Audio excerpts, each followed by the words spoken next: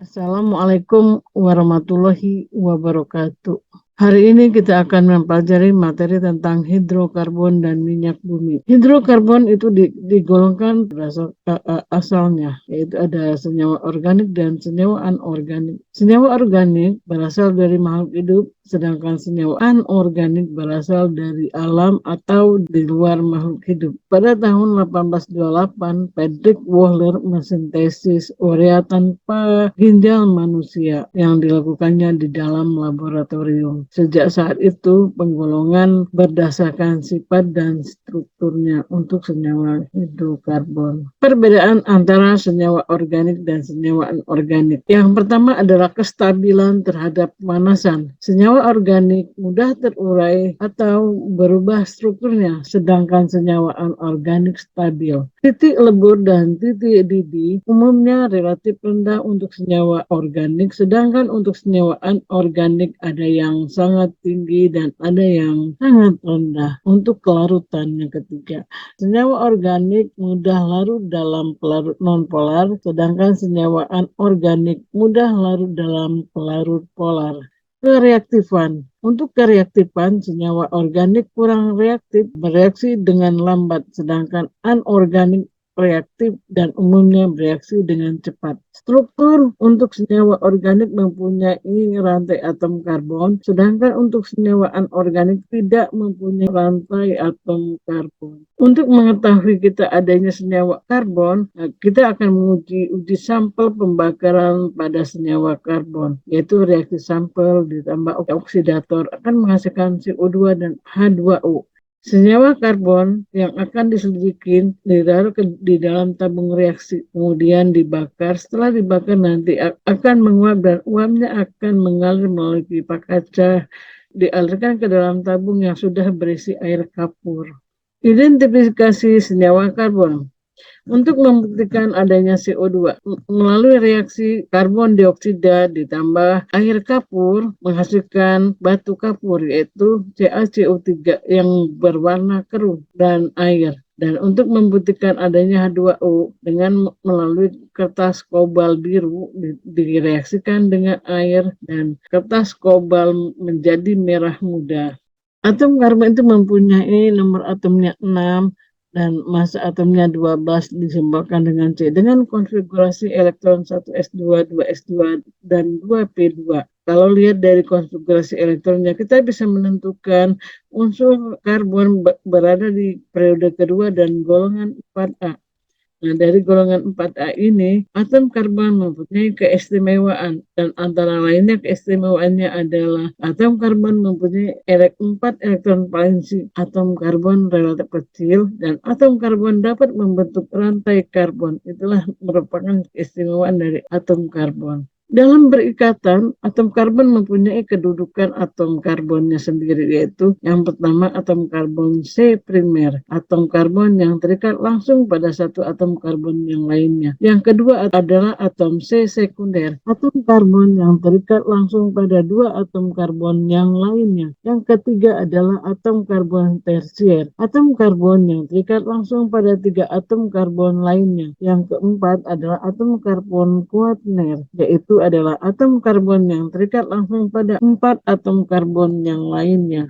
Nah, untuk hidrokarbon itu tersusun dari hanya dari unsur C dan H saja. Hidrokarbon itu mempunyai bentuk rantai dan jenis ikatan. Bentuk rantainya adalah rantai alifatik, rantai alisiklik, dan rantai aromat. Sedangkan jenis ikatannya ada alkana, alkena, dan alkuna. Nah, di sini ada diberikan contoh berbagai macam bentuk ikatan dan bentuk rantai karbon dalam senyawa hidrokarbon. Yang pertama, CH4 atau metana. Metana mempunyai ikatan tunggal. Yang kedua adalah etana yang juga mempunyai ikatan tunggal. Yang ketiga adalah etena mempunyai ikatan rangkap 2 dan etuna mempunyai ikatan rangkap 3. Dan ada sikloalkana, ini termasuk senyawa alisiklik, dan benzena ada termasuk senyawa aromatik.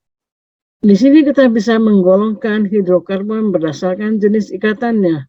Jadi hidrokarbon itu ada yang merupakan hidrokarbon jenuh dan ada yang tak jenuh. Yang termasuk hidrokarbon jenuh adalah alkana, sedangkan yang termasuk hidrokarbon jenuh adalah alkena dan alkuna. Nah, sekarang kita akan mempelajari tentang senyawa alkana. Alkana adalah senyawa hidrokarbon jenuh dengan ikatan tunggal. Rumus umumnya adalah CnH2n plus 2, di mana N itu adalah jumlah atom karbon. Untuk deret homolog alkana, semua kelompok senyawa alkana, senyawa karbon. Untuk deret homolog, suatu kelompok senyawa karbon dengan rumus umum yang sama dengan sifat yang mirip. Untuk alkana, di sini ada jumlah atom C, bentuk molekul, nama, titik lebur, titik didih, massa jenis, dan wujud. Nah, untuk alkana dari atom C1 sampai C12. Kalau C-nya 1 hanya 4, namanya metana. C2 hanya 6, namanya etana. C3H8 namanya propana. C4H10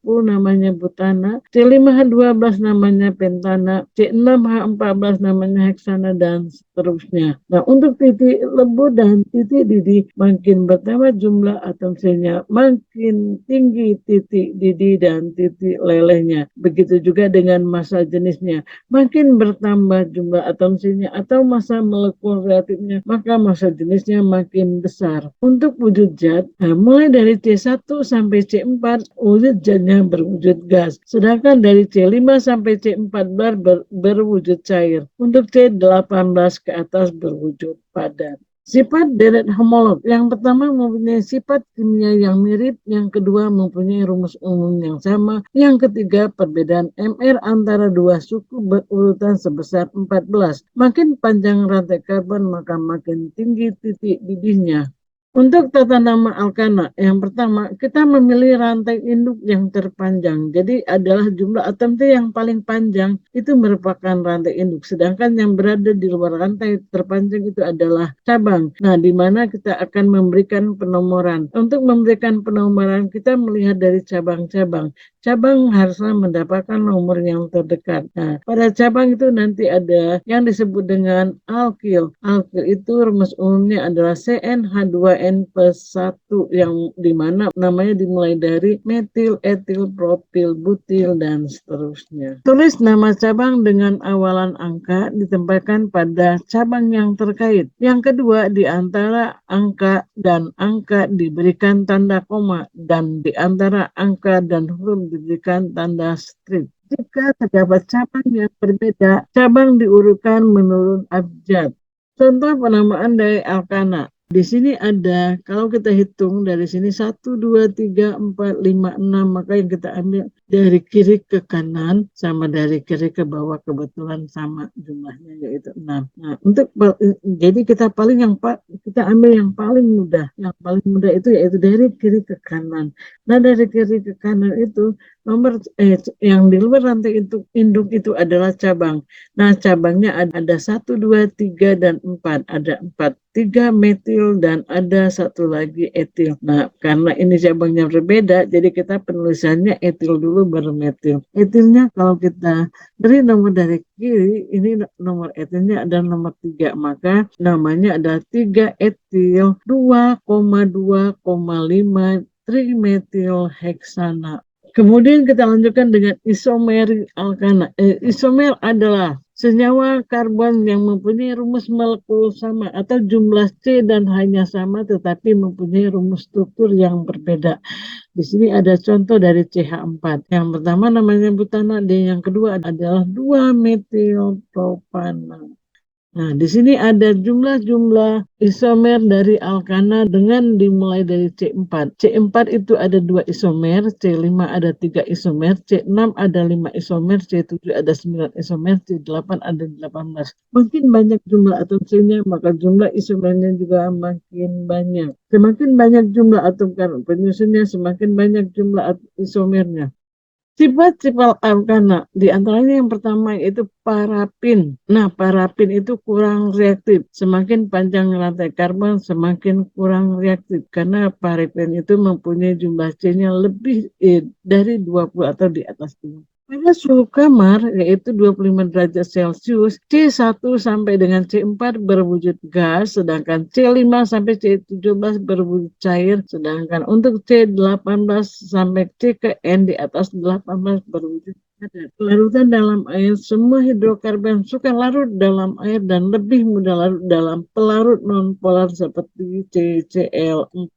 Titik didih dan titik lebur. Untuk titik didih dan titik lebur relatif rendah. Semakin banyak atom karbon atau semakin panjang rantai karbon suatu alkana, semakin tinggi titik didih dan titik leburnya. Untuk jumlah atom karbon yang sama, isomer mempunyai rantai karbon lurus, mempunyai titik didih dan titik lebur lebih tinggi daripada isomer dengan rantai atom karbon yang bercabang. Makin banyak cabang pada rantai karbon, semakin rendah titik didih dan titik leburnya. Di sini ada beberapa contoh isomer pada alkana. Yang pertama ini ada 6C dan dia lurus dan tidak bercabang, maka namanya adalah N-heksana yang artinya normal heksana. Maksudnya di sini tidak ada cabang. Terus yang kedua ini dengan jumlah atom C yang sama yaitu C6H12 mempunyai nama 2-metil pentana. Yang ketiga ini juga mempunyai satu cabang dengan nama 3-metil pentana. Yang keempat mempunyai dua cabang di nomor 2 dan 2, maka namanya adalah 2,2 dimetil butana. Yang terakhir adalah CH3 mempunyai senyawa yang mempunyai panjangnya 4 dan 2 cabang. Nah, ini dinamakan 2,3 dimetil butana. Kalau kita lihat dari sini titik didih dan titik leburnya untuk senyawa yang mempunyai jumlah atom yang sama atau yang disebut dengan isomer, makin banyak jumlah cabang maka titik didihnya makin kecil.